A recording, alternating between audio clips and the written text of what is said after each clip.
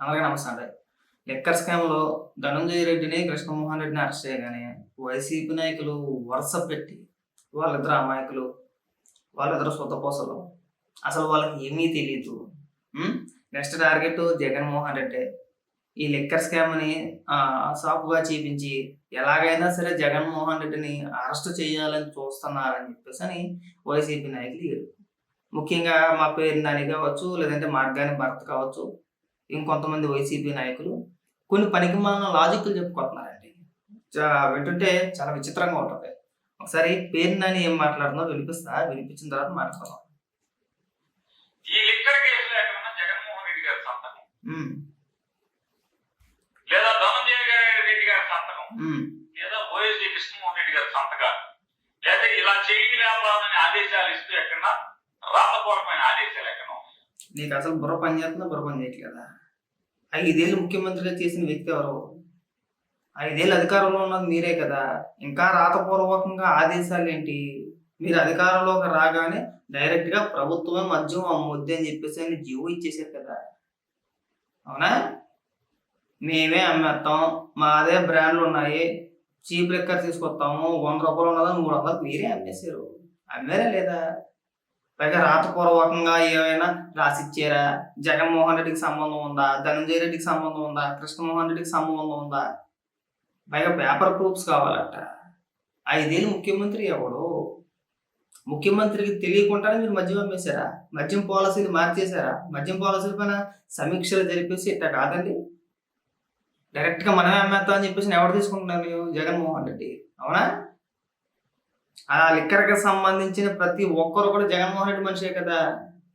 పైగా రాతపూర్వకంగా మనకి అన్నీ లాజిక్‌లే, పనికిమాలిన లాజిక్‌లు. హ్మ్. ఇంకా మాట్లాడు.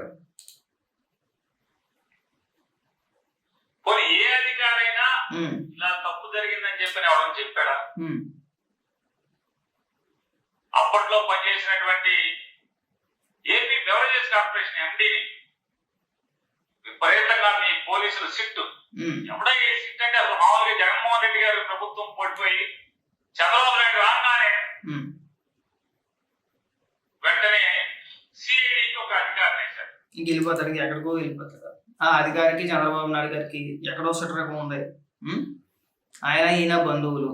లేదంటే చంద్రబాబు నాయుడు గారికి ఫేవర్‌గా ఉంటాడు ఆ అధికారి. ఇంక వెళ్ళిపో, ఇంక అలా వెళ్ళిపో. అసలు వదిలేసాడు. అడిగిన ప్రశ్నలకు సమాధానం చెప్పడం మానేశారండి. ముఖ్యంగా ఏంటి? రూ. 100 ఉన్నదాన్ని 300కి ఎందుకు అమ్మారు? ఊరు పేరు లేని బ్రాండ్‌లు ఎందుకు తీసుకొచ్చారు? ఇది కదా! ముఖ్యంగా మీకు ఎదురయ్యే ప్రశ్నలేంటి? జగన్మోహన్ రెడ్డి హయాంలో ఊరు పేరు లేని బ్రాండ్‌లను తీసుకొచ్చి రూ. 100 ఎంఆర్‌పీ అంటే బాటిల్ పైన ఎంఆర్‌పీ రూ. 100 ఉంటే దాన్ని 300కి, 400కి అమ్మారు. అమ్మారా లేదా? రెండింతలు 300కి అమ్మారు. 100 ఉన్నదాన్ని 300కి అమ్మారు. 300 ఉన్నదాన్ని 600కి అమ్మారు. 600 ఉన్నదాన్ని 1500కి అమ్మిన రోజులు కూడా ఉన్నాయి. ఒకటికి మూడింతలు ఎందుకు అమ్మాల్సొచ్చింది? మన మద్యం దుకాణాల్లో డిజిటల్ పేమెంట్‌లు ఎందుకు పెట్టలేదు? ఎంత తినేసారనేదే కదా ప్రశ్న ఇక్కడ. మేమేమి తినేయలేదండి. రాష్ట్రానికి రూ. 1,00,00,000 ఆదాయం మేము చూపించాం అని చెప్పేసి అంటున్నారు. రూ. 1,00,00,000 ఆదాయం మీరు ఎలా చూపించారు? విక్రయించారు కరెక్టే. ఆ ఎంఆర్‌పీ ధరలు మాత్రమే చూపిస్తారక్కడ. అవునా? అదనంగా తీసుకున్న సొమ్ము దానికి లెక్కపత్రాలు ఉండవు అది. అదే కదా ఇప్పుడు అడిగేది. అదే కదా స్కాము. పైగా ఎదవ లాజిక్‌లు ప్రభుత్వమే అమ్మితే ఇంకెక్కడ స్కాము అంటారు. అధిక ధరలకు ఎందుకు అమ్మాల్సొచ్చిందనేది కదా ప్రశ్న. సింపుల్ లాజిక్ అండి. ప్రభుత్వ మద్యం దుకాణాల్లో డిజిటల్ పేమెంట్ పెట్టకపోవడానికి గల కారణం ఏంటంటే, ఉదాహరణకి డిజిటల్ పేమెంట్ పెట్టారనుకోండి. ఆ పేమెంట్ హిస్టరీ మొత్తం అక్కడ కనబడుతుంది. కళ్ళ ముందు కనపడుతుంది. అవునా? డైరెక్ట్‌గా సొమ్ము ప్రభుత్వ ఖాతాలోకి జమ అవుద్ది. అలా జరిగితే ఇక్కడ తినేత్తానికి ఉండదు. ఆ తినేయడానికి ఉండదు కాబట్టికే ఎలాంటి డిజిటల్ పేమెంట్‌లు లేకుండా ఓన్లీ క్యాషే. లెక్కల్లో చూపిస్తారండి. లెక్కల్లో బాటిల్ మీద రూ. 100 ఉంటే రూ. 100కే అమ్మామని చూపిస్తారు. కానీ మీరు తీసుకున్నది దానికి మూడింతలు. మిగిలిన సొమ్ము ఎవడి జోబుల్లోకెళ్ళింది? ఇక్కడ అది ప్రశ్న. ఏ పేరు నాని? పనికిమాలిన ఏదో లాజిక్ చెప్పమంటే నేను కూడా చెప్తా. ఏదో లాజిక్ చెప్పుకొచ్చాడు. చంద్రబాబు నాయుడు గారి హయాంలో రూ. 75,000 కోట్ల, మా హయాంలో రూ. 1,00,00,000 కోట్ల తీసుకొచ్చాం. ఇది ప్రభుత్వ ఖజానానికి ఆదాయం అంట. మీరు తీసుకున్న రేట్ల ప్రకారం, మీరు చెప్పిన పనికిమాలిన లాజిక్ ప్రకారం ప్రభుత్వానికి దాదాపు 2,00,000 కోట్ల రూపాయల ఆదాయం రావాలి. ఎంత? 2,00,000 కోట్ల రూపాయలు. మీరు చూపించింది ఎంతండి? 1,00,000 కోట్లు. మీరు 1,00,000 కోట్ల రూపాయలు దోచేశారని చెప్పేసి అని నేను ఒక పనికిమాలిన లాజిక్ని తీసుకొచ్చి నేను ఇక్కడ మాట్లాడగలుగుతా. కానీ చాలా చండాలంగా ఉంటుంది. అది గుర్తుపెట్టుకో. మద్యంలో అవినీతి జరగలేదు, మద్యంలో మీరు దోచేయలేదు అంటే ఎవడో నమ్మడో. తీరి చెప్పండి. మాట్లాడితే ప్రభుత్వం అవినీతి లేనట్టే. ప్రభుత్వం కార్యక్రమం అది, ప్రభుత్వం తీసుకున్న నిర్ణయాల్లో అవినీతి జరుగుద్దా అని మీరు చంద్రబాబు నాయుడు గారిని ఎందుకు అరెస్ట్ చేశారు? ఏ కేసులో అరెస్ట్ చేశారండి? అది ప్రభుత్వం తీసుకున్న నిర్ణయం కాదా? చంద్రబాబు నాయుడు గారి సొంత నిర్ణయం అదేమన్నా? మాట్లాడితే వీళ్ళ నాయకులు అరెస్ట్ చేసినా సరే అంత బాధపడలేదు, కానీ వీళ్ళిద్దరిని అరెస్ట్ చేస్తే మొత్తం ఎంటైర్ వైసీపీ నాయకులు మొత్తం దిగిపోయారండి. ఒకరు కాదు, ఇద్దరు, అందరూ లాజిక్లే.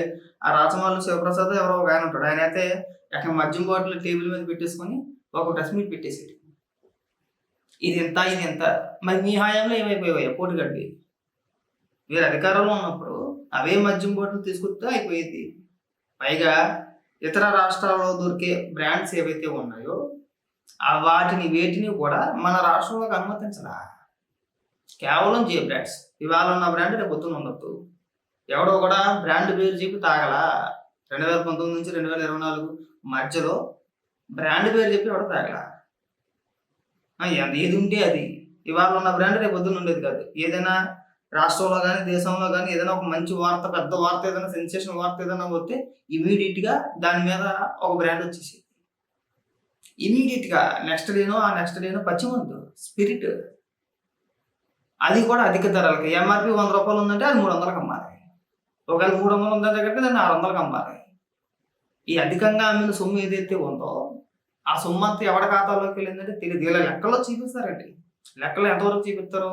మేము దీన్ని ఇంత కొన్నాం, ఇంత కమ్మాం, ఎంఆర్పి ధరల ప్రకారమే చూపిస్తారు. బాటిల్ మీద ఏదైతే ఎంఆర్పి ధర ఉందో అది మాత్రమే చూపిస్తారు. అక్కడ అదనంగా తీసుకున్న సొమ్ము ఎవడు తినేసాడు అనేది కదా ప్రశ్న.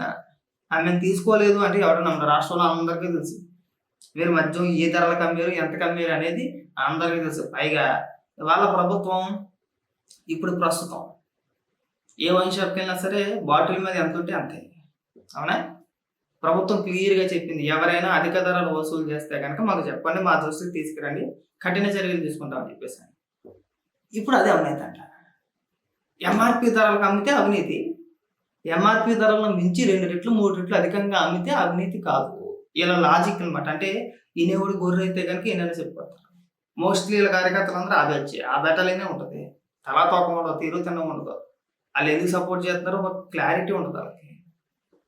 ఊరికి ఒక ఎమోషన్ తప్పితే ఆలోచన విధానాన్ని ఏమి ఉండవు. అందుకే మనం ఇలా తగలాడతాం.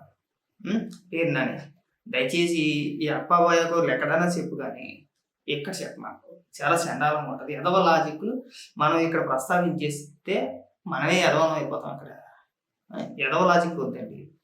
తినేసిన కాడికి తినేసింది కాకుండా పైగా జగన్మోహన్ రెడ్డి దేవుడు, వీరుడు, శివుడు. జగన్మోహన్ రెడ్డి మీద కావాలని చెప్పేసి కక్ష కట్టేశారు. ఎలాగైనా సరే చంద్రబాబు నాయుడు గారేమో చంద్రబాబు నాయుడు గారిని జైల్లో పెట్టారు కాబట్టి జగన్మోహన్ రెడ్డిని కూడా జైల్లో పెట్టాలని చెప్పేసి ఆలోచిస్తున్నారట. మరి చంద్రబాబు నాయుడు గారిని జైల్లో పెట్టినప్పుడు తెలియదు ఈ నిప్పంతా కూడా. అప్పుడేమో చట్టం తన పని తాను చేసుకుంటూ పోతుంది. ఇప్పుడేమో కక్ష.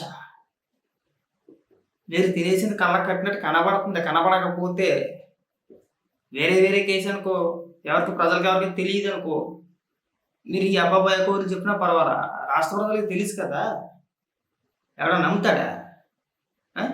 ఈ పనికి మళ్ళీ లాజిక్లు మాని